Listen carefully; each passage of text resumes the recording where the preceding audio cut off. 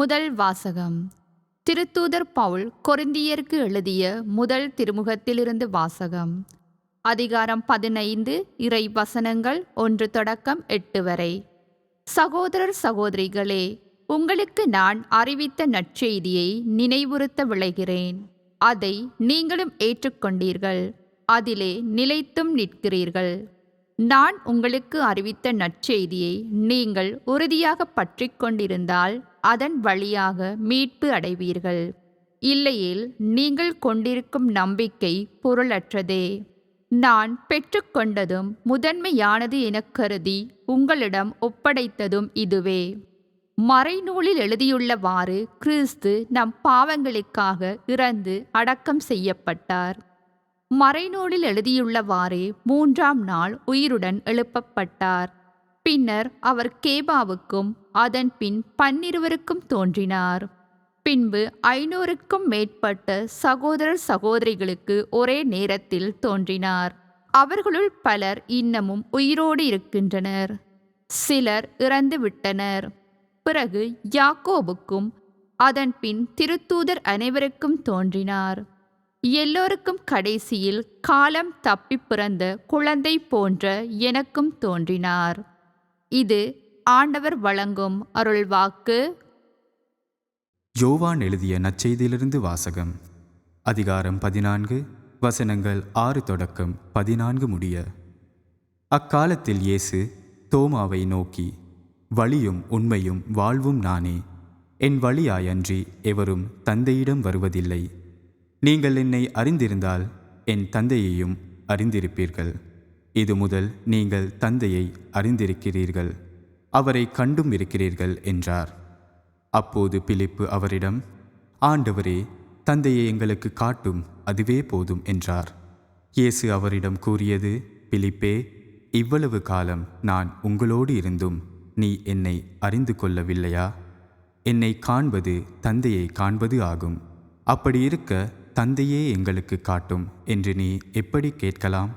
நான் தந்தையினுள்ளும் தந்தை என்னுள்ளும் இருப்பதை நீ நம்புவதில்லையா? நான் உங்களுக்கு கூறியவற்றை நானாக கூறவில்லை, என்னுள் இருந்து கொண்டு செயலாற்றுபவர் தந்தையே. நான் தந்தையுள் இருக்கின்றேன், தந்தை என்னுள் இருக்கின்றார். நான் சொல்வதை நம்புங்கள். என் வார்த்தையின் பொருட்டு நம்பாவிட்டால் என் செயல்களின் பொருட்டாவது நம்புங்கள். நான் செய்யும் செயல்களை என்னிடம் நம்பிக்கை கொள்பவரும் செய்வார், ஏன் அவற்றை விட பெரியவற்றையும் செய்வார். ஏனெனில் நான் தந்தையிடம் போகிறேன் என உறுதியாக உங்களுக்கு சொல்கிறேன்.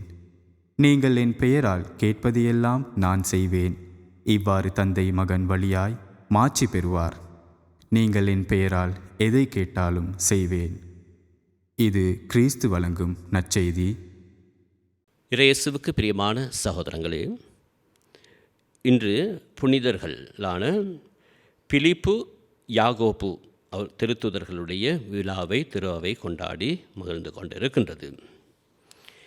இன்றைய வாசகத்தின் மூலமாக, நற்செய்தி வாசகத்தின் மூலமாக இயேசு பிலிப்போடு உறவாடுகின்ற அந்த நிகழ்வை நாங்கள் பார்க்கின்றோம். இயேசு பிலிப்பு இயேசுவிடம் சென்று கேட்கிறார், ஆண்டவரே, தந்தையை எங்களுக்கு காட்டும் என்று சொல்லி. தந்தையை எங்களுக்கு காட்டும் ஏனென்றால் இயேசு கூடுதலாக மறையுரைகள் மூலமாக, அவருடைய போதனைகள் ஊடாக கடவுள் கடவுள் என்று சொல்லி கூடுதலாக. ஆகவே பிலிப்புக்கு ஒரு கேள்வி வந்தது, எங்களுக்கு கொஞ்சம் கடவுளை காட்டுமே அப்படின்னு சொல்லி. அப்போ அதற்கு இயேசு பதில் சொல்கின்றார், என்னை காண்பது தந்தையை காண்பது போன்றதாகும். நான் எப்படி என்னை பார்க்குறீங்களோ அதுதான் அப்படின்னு சொல்லி. அப்போ இயேசுவுக்கு பிரியமான சகோதர சகோதரிகளே, இன்றைய நாளில் இதே இந்த வார்த்தை, அதாவது கடவுள் ஆண்டவரே தந்தை எங்களுக்கு காட்டும் என்பது போல, என்னுடைய அயலான் வந்து எங்களிடம் கேட்கலாம், இயேசுவை காட்டுமே அப்படின்னு சொல்லி. இயேசுவை காட்டுங்க. என்னோட நாங்களும் இயேசு கிறிஸ்து குடும்பங்கள் வீடுகளில் நாங்கள் படமெல்லாம் போட்டிருப்போம். நாங்கள் ஓடுகின்ற வாகனங்களில் நாங்கள் சிவமாலைகள் போட்டிருப்போம், படங்கள் போட்டிருப்போம், வார்த்தைகள்லாம் சொல்லியிருப்போம். அப்போ இதெல்லாம் மக்கள் வாசிப்பார்கள், மக்கள் பார்க்குறாங்க எல்லாவற்றையும். அப்போ இவ்வாறு எல்லாவற்றையும் காணும் பொழுது, பார்க்கும் பொழுது அவர்கள் கேள்வி, இயேசு யார்? இயேசுவை காட்டுமே அப்படின்னு சொல்லி எங்கள்கிட்டையும் ஒரு சிலர் கேள்விகள் கேட்கலாம். இயேசுவை காட்டுங்க அப்படின்னு சொல்லி. அப்போ இயேசுவை எங்களால் இவ்வாறு தான் இருப்பார் என்பதை காட்டுவதோடு கடவுள் அங்கு இயேசு கடவுளை காட்டவில்லை எப்படி அப்படின்னு சொல்லி, என்னையை பாருங்க அதுதான் கடவுள் அப்படின்னு சொல்லி நான் சொல்லணும். இப்போ நான் தான் இயேசு, என்னில் தான் இயேசு இருக்கிறார், இயேசு என்னை பார்க்கிறார், நான் இயேசுவோடு வாழ்கின்றேன். ஆகவே என்னை பார்க்கின்றவன் இயேசுவை அடையாளப்படுத்த முடியும், பார்க்க முடியும். ஆகவே மறு கிறிஸ்துவராக நான் வாழ்கின்றேன். ஆகவே என்னில் குண இயல்புகளை கண்டுதான் அவர் கிறிஸ்து என்று நான் காட்ட முடியும். ஆகவே நான் எவ்வாறு கிறிஸ்துவினுடைய பண்புகளை நான் கொண்டிருக்கின்றேன், கிறிஸ்துடைய வாழ்க்கை முறையை நான் வாழ்ந்து கொண்டிருக்கிறேனா, மறு கிறிஸ்துவாக இந்த உலகத்தில் நான் வாழ்ந்து கொண்டிருக்கின்றேனா. ஆகவே என்னை காணுகின்றவன் கிறிஸ்துவை காண வேண்டும். இதுதான் நான் பெற்றுக்கொள்ள வேண்டிய ஒரு மகிமையான வேண்டுதல். ஆகவே கிறிஸ்துவை பெற்றுக்கொண்ட நான் கிறிஸ்துவாக வாழ இறைவரத்தில் நுழைவோம்.